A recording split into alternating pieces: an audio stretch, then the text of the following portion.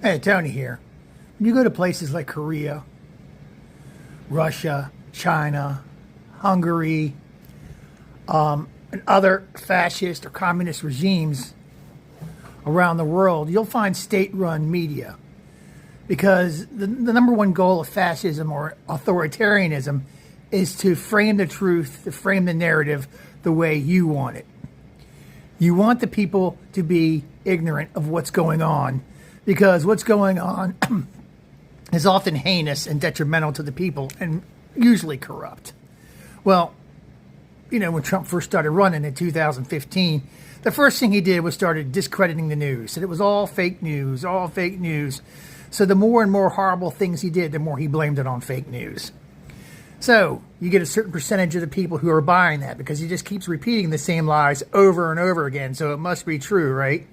Well, now in his second term, with immunity granted to him in 2024 by the Supreme Court, he doesn't care.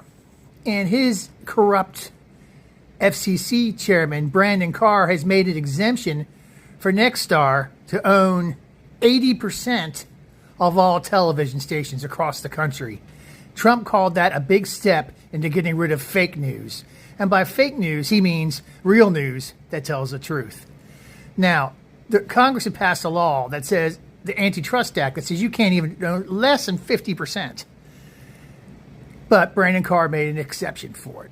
Well, a judge in Sacramento, a federal judge in Sacramento, has blocked it for now and is investigating it under the Antitrust Act.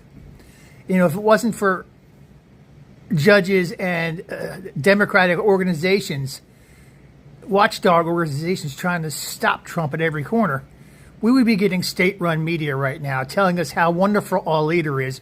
We wouldn't know the horrible, stupid things he's doing. We wouldn't know about his corruption right now. We know about his corruption. There's not much we can do about it. Everybody's trying to do something about it, but of course, his DOJ is corrupt.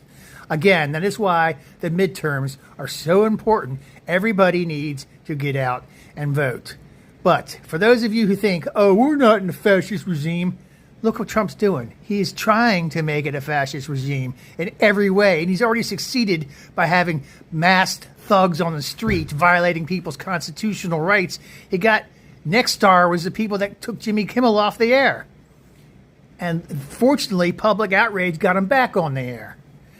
But if this happens, 80% of the local news will be pro-right.